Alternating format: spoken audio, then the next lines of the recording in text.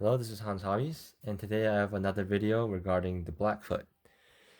So, if you've seen my previous videos, you'll notice there's a couple things that are different.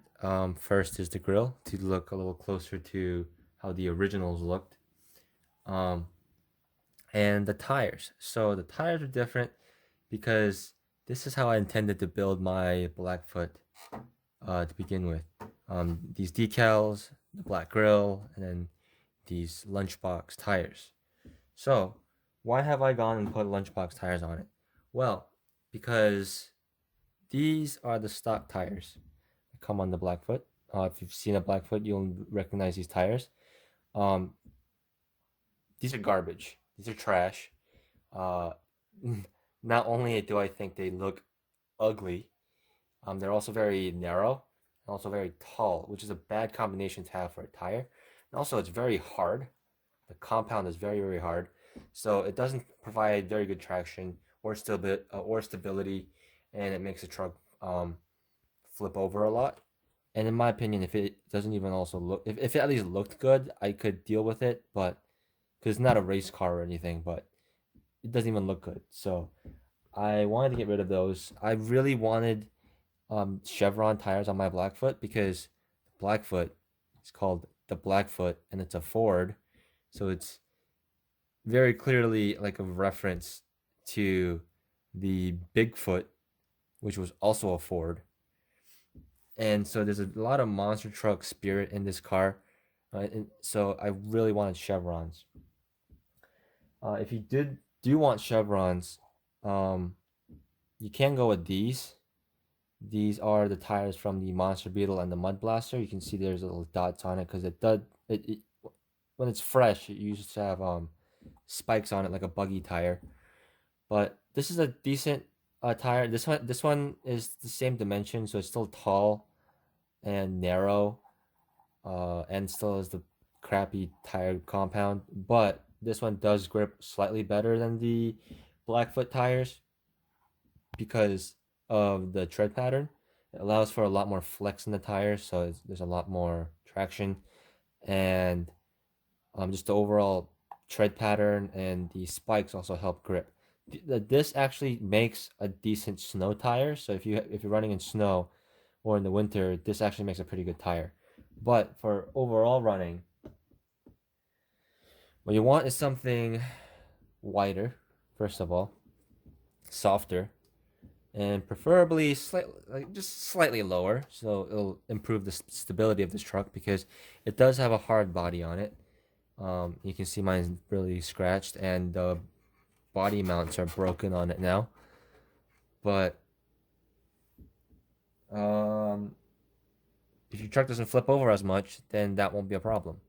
So that's where the lunchbox tires come in. So I originally tried to fit the lunchbox wheels and tires on the Blackfoot when I built it, and the lunchbox wheels don't fit because lunchbox wheels are actually slightly wider.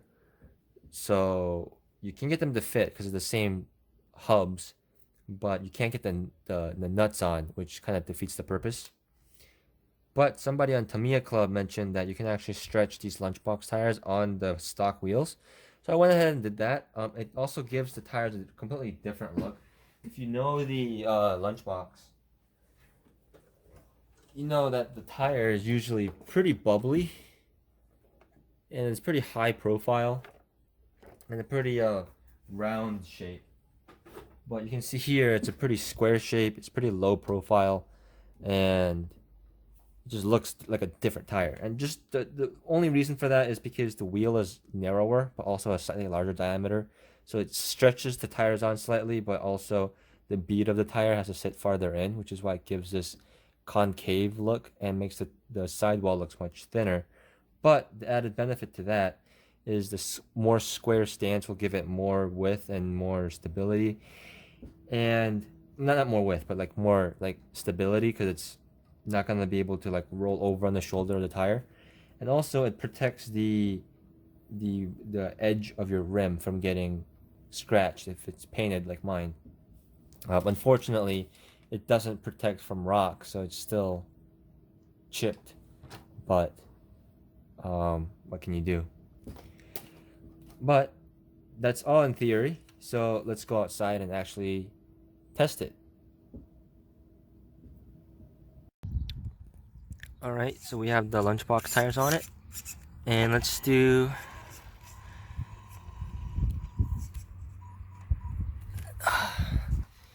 a drag style launch to see the starting punch kind of grip.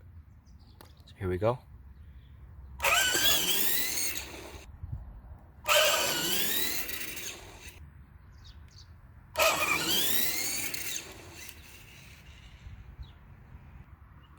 We'll do a full speed bump test.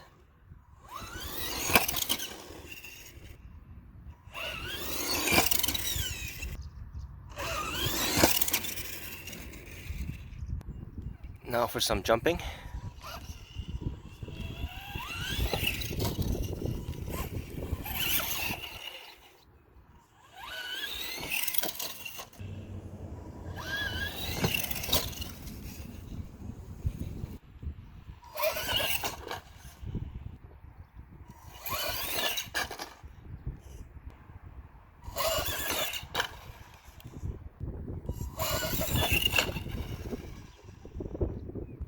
We're gonna do a stability test.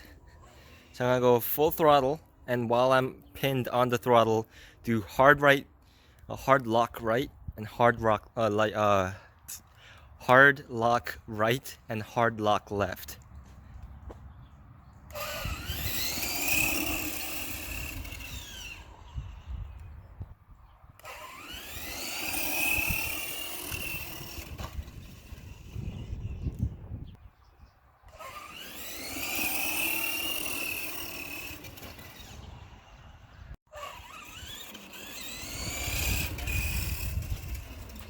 So I'm just getting a general impression of it. See if we can get the flip over when we.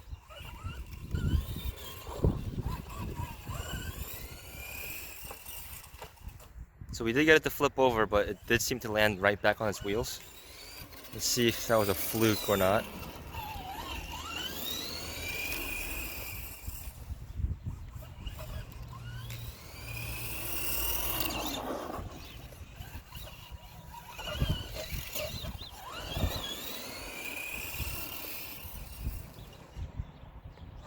Didn't do a very good job of catching it on camera, but it is definitely a lot more stable. So even if when I'm getting into the grass, like at a turn, it's not traction rolling very much. Let's see. Let's do a quick braking test.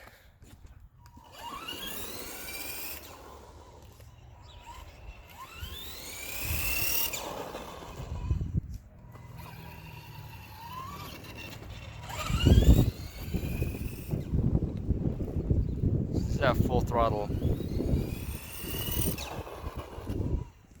Definitely brakes much better.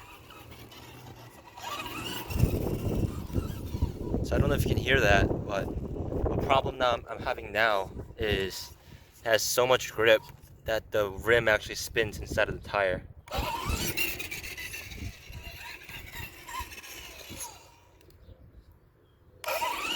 That light squealing you hear before when it launches,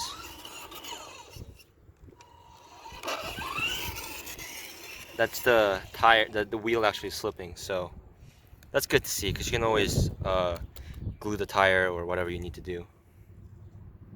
So we have the stock tires back on, and we're gonna see how the stock tires do. So first we're gonna do a like drag car style like acceleration. Here we go.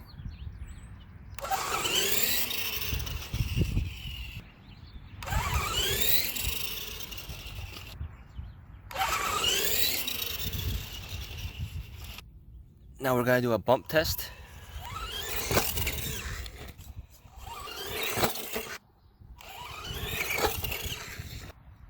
Now for a full speed, full brake test from that point right there to that line in the driveway right there.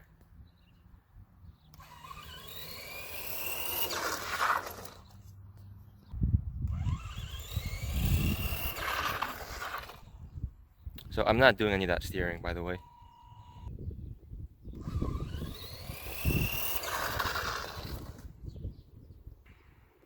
Now for a jumping test.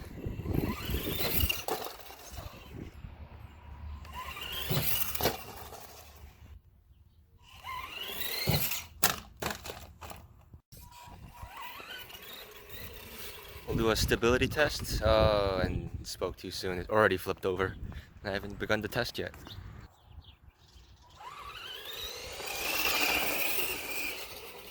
So I'm doing full lock turns without slowing down at full throttle. So that was catastrophic, but not entirely the car's fault. It did flip over a little bit on the grass.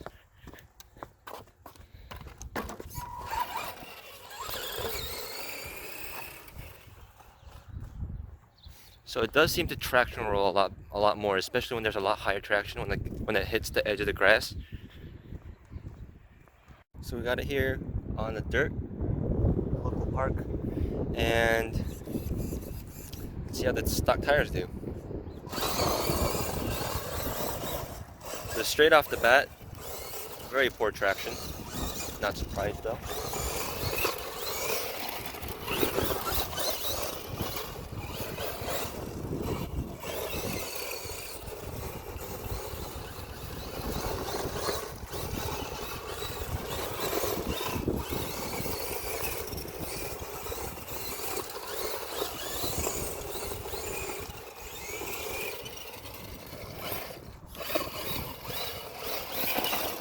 Seems to spend more time sideways than actually going straight.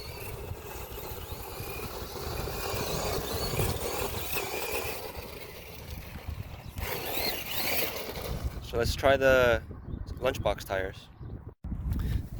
So we got the lunchbox tires on it. So let's see how these do.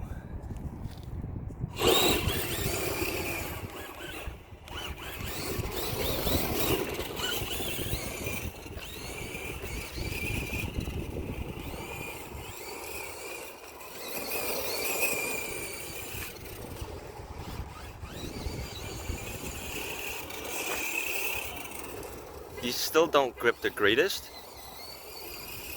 but still grips way better than the stock ones. You can see it's actually driving straight now without that much trouble. Oh, did I speak too soon? Let's hit a loose patch.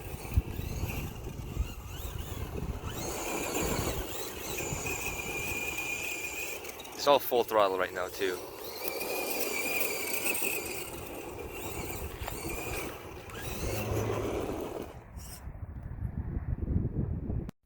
So after a lot of hard testing, the Blackfoot's getting some rest now. It's pretty beat and battered, but it's all for science and it's all for the enjoyment and information for you guys. So I hope that was entertaining or informative. These tires aren't very expensive. They're very common. They're used on a lot of cars still. They're used on like Wild Willie 2. They're still used on the Lunchbox, which is still being sold. On a lot of their new like monster truck style cars use the same tires. So these tires are very cheap. I think it's like 10, 20 bucks. I think they're either 10 bucks a pair or 20 bucks a pair or something like that. But regardless, they're not expensive tires.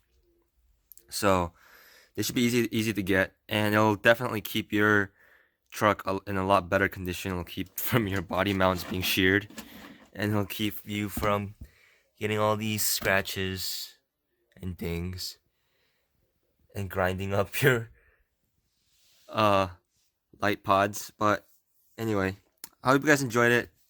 If you did, give me a like, subscribe, comment down below, all that good YouTube shenanigans, and I'll see you guys next time.